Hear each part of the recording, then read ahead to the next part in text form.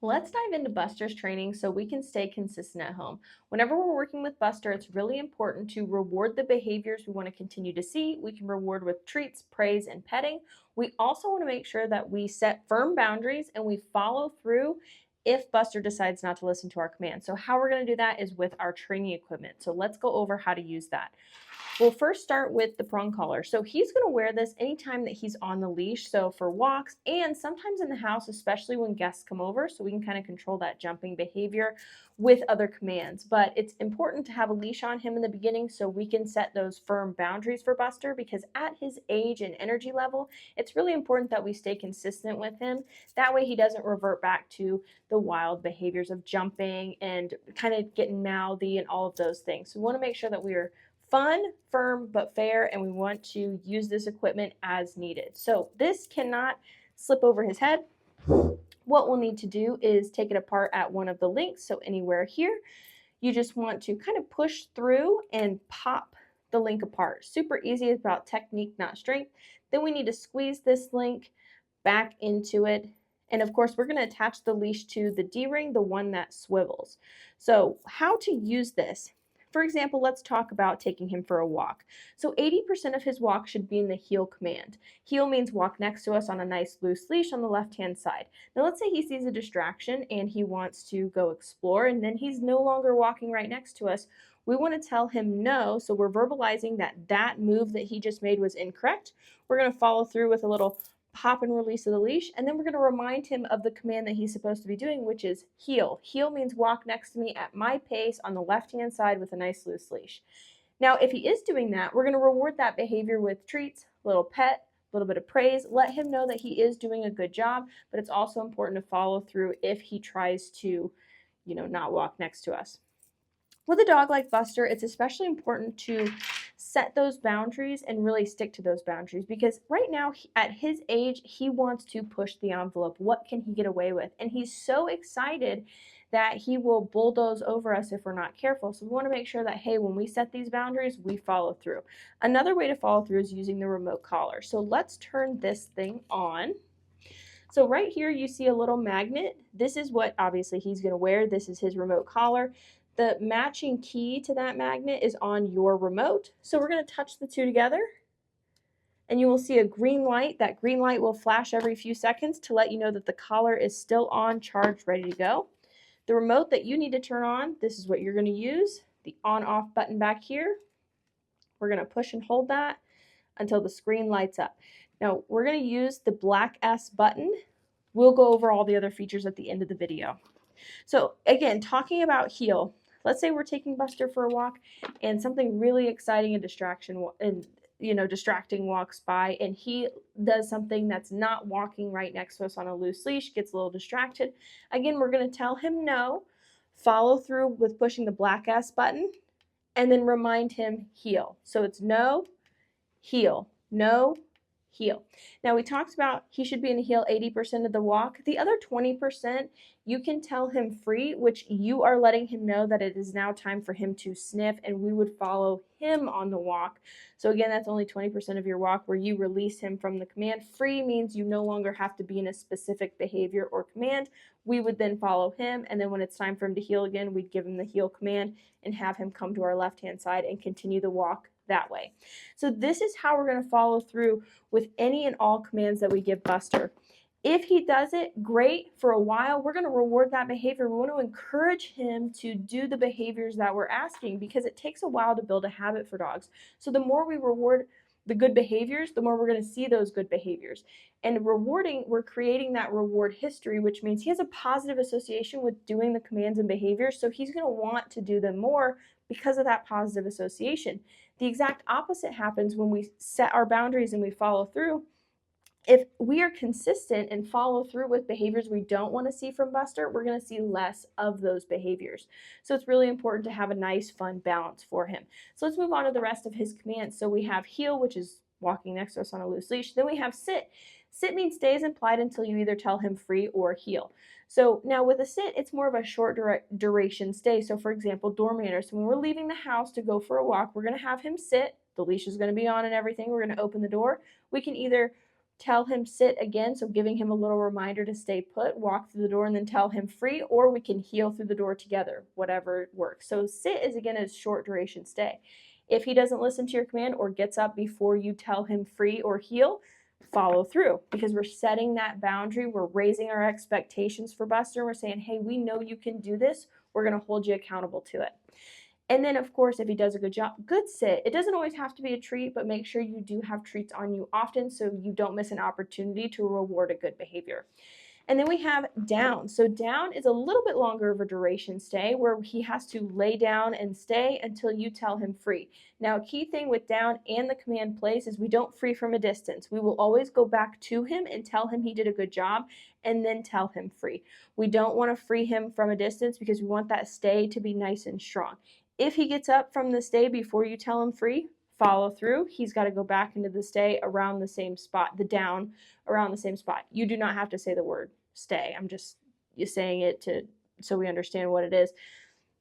With the down, so if he gets up, no, follow through with the remote collar. You have the prong collar also as an option, again, in a pop and release.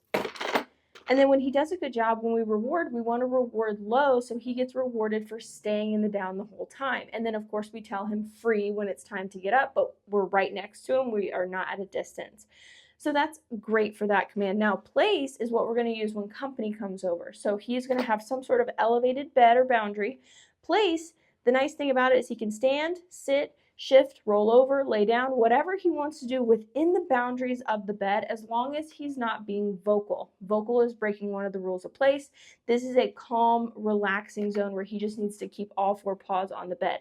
So whenever you have company come over, we're going to put him on place. The first couple times, we're definitely going to have a leash on him so we can help him understand the new boundary when people come in. We're going to reward him by putting the treat on the bed when he's making good choices, like staying on the bed when company comes in. If he gets off of the bed, immediately no, follow through with the remote collar and use the leash to get him back to the bed, pop, pop, place. And then have your company come in and try it again. We reward when he stays, we follow through when he doesn't, and then we always try and end it on a good note. So whenever we're done with the place exercise, we come up to him, praise, tell him he did a good job, and then tell him free. We do not free from a distance. Then we have come when called. So when we're going to practice this, when you're not in a fenced-in area, have a long leash on him, either a 30-foot or 50-foot leash, not a retractable leash, just a regular kind of like rope leash. That way, if he doesn't listen to you, you can use that leash and reel him in like a fish to set that boundary. When I call you, it means come to me. Of course, you're going to use this first, but we want to make sure that he understands that the training happens at home too, not just here at the facility. So really important on that. If you're in a fenced-in area, I would still try with a leash first because we want to make sure that he understands that the rules happen at home too, not just here. But then if you're in a fenced-in area and you've practiced, you can take him off the leash and work on come when called. So we tell him free. He's out exploring, running around. Come or Buster, come, and he is supposed to stop what he's doing and run to us. Now, he's excited when he runs to us, so we need to give him a target to put his nose, and that target is going to be below your knee and to the left, or below your knee and to the right. So he has a target to look at. So you're going to have your hand out or something like that, and you'll see it in the video, so that he doesn't bulldoze into your legs because he's coming back so fast. We want to give him a little target. Every once in a while, he'll kind of pass and then come back. As long as he comes back to you, we don't need to follow through. And we're going to praise him, of course. So Buster, come, good boy, target, have him sit, and reward. Again, reward the behaviors you want to continue to see, and you will see more of those behaviors. So don't reward any unwanted behaviors like jumping or anything like that. And then, of course, if he doesn't come to you when you call, no, follow through, repeat the command. And rinse and repeat that until he comes to you. And of course, you have that leash as a backup to reel him in. Then we have leave it. Leave it means don't touch that. So if he is sniffing something he shouldn't be, or you drop something on the ground, you don't want him to go get it, leave it and follow through. If he still goes for it, rinse and repeat. Same thing. Leave it, follow through, leave it, follow through. So those are his commands. Make sure when you're working with him, again, we want to set these boundaries firm right now, because as he gets older, when he understands the rules, we won't have to be as strict with him. But if we're not strict now, if we don't have firm boundaries now, we will kind of struggle with this training for a while. So it's really important to have fun, stay consistent with him, follow the boundaries, reward what we want to see, follow through with what we don't want to see, And now we're going to show you Buster's commands.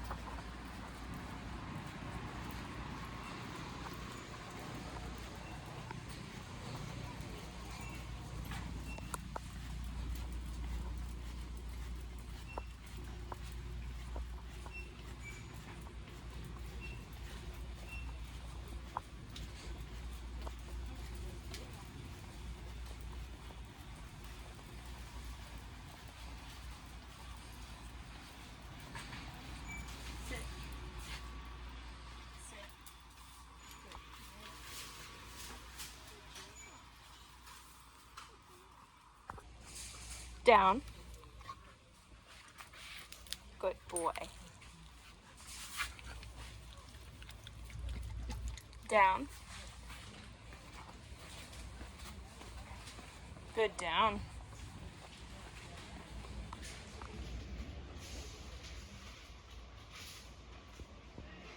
Good. Down.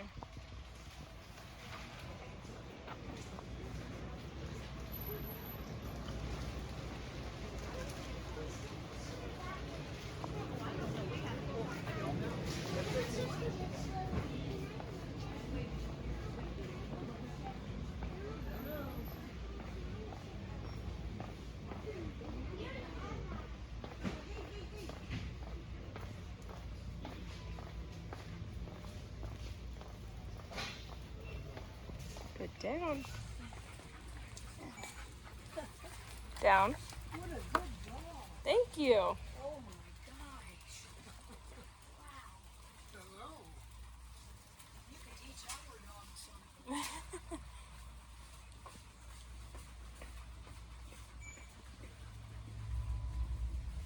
Good. Down.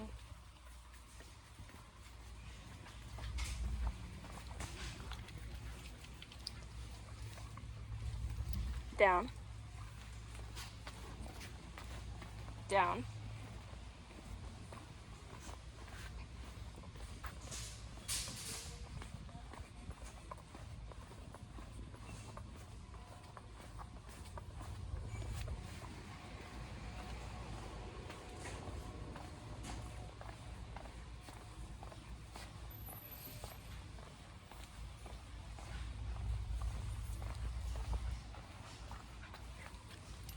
Good. Down, buddy. Good job.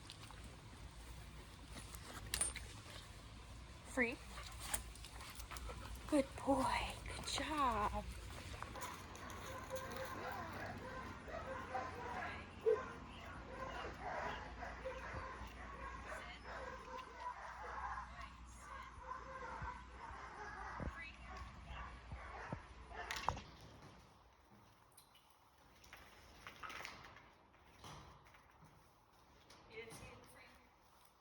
Okay.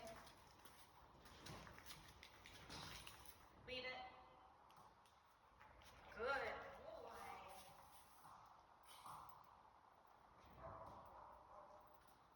Free. Okay. Free. It's okay.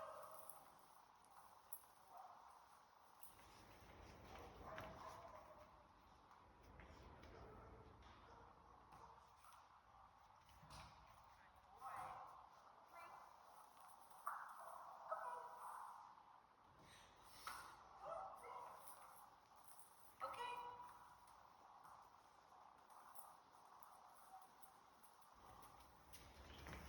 Leave it. Leave it. Good boy. Okay. Okay.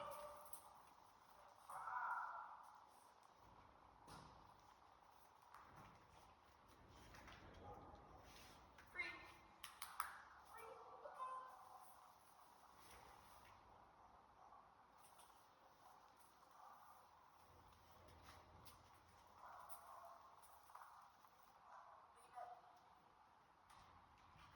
Good job.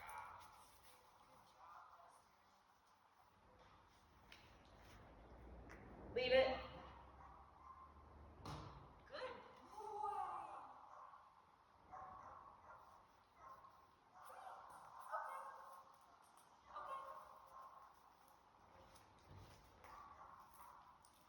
Good job.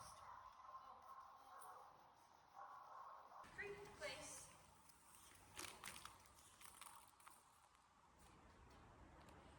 Place.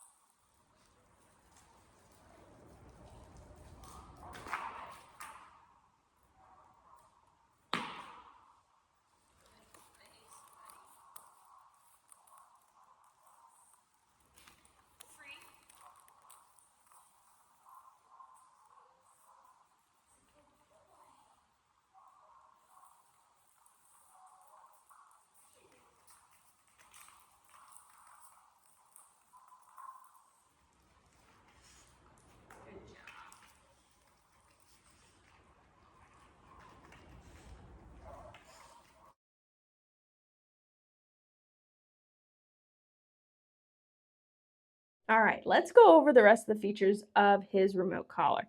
So we know how to turn the collar on, but let's go ahead and turn it off. So we're going to touch the two red dot, or yeah, little red magnets. Red means off, green means on. On the remote back here, on off button, you got to push and hold that for a few seconds, and then it turns it off. Push and hold it again, and it turns it on. This should last about 2 days on a charge as long as you turn it off at night. So he can wear this 12 to 14 hours a day. Make sure you turn it off at night because his neck does need a break. So this fits really snug. It should fit to where you can really only fit like 1 to 2 fingers under the collar for 2 reasons. One, we want to make sure these contacts make good connection to his skin. Like you saw before, I'm holding it here and I push the black S button. I can feel that, but it's nothing crazy. And 2, when he's wearing it, we don't want it to shift a lot because that could create a little irritation and that could lead to a hot spot. Another thing is he can wear this again 12 to 14 hours a day, but if he gets wet, we need to make sure that we take the collar off and let him dry. This is waterproof, so the water's not going to hurt it, but we want to make sure that moisture doesn't get under the collar and that could again build a bacteria, which could lead to a hot spot. So we want to make sure that he can wear it all day, but if he goes swimming or gets wet in the rain, we take it off so that his neck can dry. Okay, so 12 to 14 hours a day. So I would charge it like every other night. That way you know it's charged and ready to go. So let's go over the other features of the remote collar. We have this red button here. This is for emergencies only. This is the oh no no button, right? We have not needed this yet for Buster, so far so good. But let's say for whatever reason he's off the leash and he takes off for the road because he sees a squirrel. You call him, Buster, no, come, and you're pushing the black S button and he's not responding. The red S button is going to boost him. This is to snap him back to reality. So for example, anytime he's excited, right here and below, level 25 works. But if he sees a squirrel and he's running out the road, he's up here, level 25 is not working. So we boost him to snap him back to reality. Again, we have not needed this for Buster, but you have it just in case you need it. We also have the vibrate here. This isn't really used for following through with him, but I like to push the vibrate a couple times before I put this collar on Buster in the morning because I want to make sure that I actually turned it on. Because it's a magnet, it's really easy to accidentally turn it off. So you want to make sure that the collar's on before you put it on Buster. Now, eventually, could you use this as like a warning button later on? Sure, but I wouldn't worry about that in the first 6 months you're training him at home.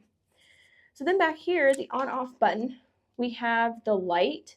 So if you tap the on-off button, you have a little flashlight for him so you can see him at night. Since he's a darker color, you can see him while on walks. So whenever you put the collar on, I'm going to shut that off real quick. So you just tap it until it shuts off. So if you go to turn the remote off and you don't hold it long enough, like 1, 2, if I don't hold it long enough, you'll activate the flashlight. Turn that off. I was going to say something else, but now I forgot. Anyway, so let's talk about the level. So level 25 is what gets his attention now. This can change over time. It can go up and it can go down. Oh, what I was going to say before is when you put this collar on him, make sure the light is facing like his face because then you can actually see the light. Because if you put it in towards his shoulder, you're not going to be able to see the flashlight. That's what I was going to say earlier. Okay, but the level. So how to change this level, when to know, is it time to turn it up or turn it down? You need to turn it up if he's no longer responding and respecting the boundaries that we've put in place. If he's constantly testing us, the level needs to go up. If he's having a bigger reaction to the stimulation, we can turn it down, right? So how to turn it down? Right now it is locked, so we will push down and hold it until it's the 1D at the top right here is flashing. So we can turn it up, we can turn it down, whatever we need to do. And then we'll set it to 25, which is what's working for him right now, and push down and hold it. And that should lock it in place. Perfect. All right. This is rechargeable. So the charging port goes back here. Oh, this little button over here, the M/C, that changes it from a momentary stimulation to a continuous stimulation. We use continuous on much lower levels in the beginning of training to show him what the collar means and that the collar actually means treats. So he has a positive association with training with a remote collar. Where like now, if I hold this button, no matter how long I hold it, it only stimulates that quick second. That's what we use with higher levels later on in the training, which is where he's at now. And then the charging port on the collar is under here. The little rubber tab keeps the charging, electronics safe from like dirt, debris, and water. So make sure those are closed. In this box, we have an extra strap, but of course I do really like the quick strap. Makes it so easy to put on and take off of Buster. You can adjust it here if it needs to be tighter or a little bit looser with him. And of course it has a bungee, so it's not going to be too tight. The clicker training is like marking behavior, so it would be you click to give a treat. You don't have to do that. That's just one more thing you got to carry. A simple good boy or yes is fine for him. We have the charger, which charges both the remote collar and the remote. And then he doesn't have long hair, so we really don't need to worry about these little extenders. If you notice that one of these prongs is a little loose, like you can tighten it with your finger, this is the tool to tighten it with. That shouldn't happen, but just in case. And then we have the manual that goes over all the buttons in greater detail, but we did pretty much cover everything, so you should be all set with that. This does have a 2-year full warranty, so if anything happens to the collar or anything, just contact them and they will, if like for whatever reason his collar is not doing what it should, they'll send you a new collar and show you how to pair the new collar with the remote. Because even if someone has the same collar as you, this remote only works with this collar. So you don't have to worry about mixing and matching if someone else has the same training equipment as you. All right, and then this one, it fits him right now. Of course, he's only 10 months, so he's going to get it maybe a little bit bigger. I would just have extra links, but I will send you all of that information in a text so that you can get the extra links. But they're Hermspringer 2.25 millimeter, and you would just need an extra like link or two because this should fit to the point where it's not hanging off like a necklace, but you can still rotate it around him. All right, so those are the rest of the features of his remote collar. Again, in training, have fun, reward the behaviors you want to continue to see, follow through with behaviors you don't want to continue to see, stay consistent, and let us know if you have any questions.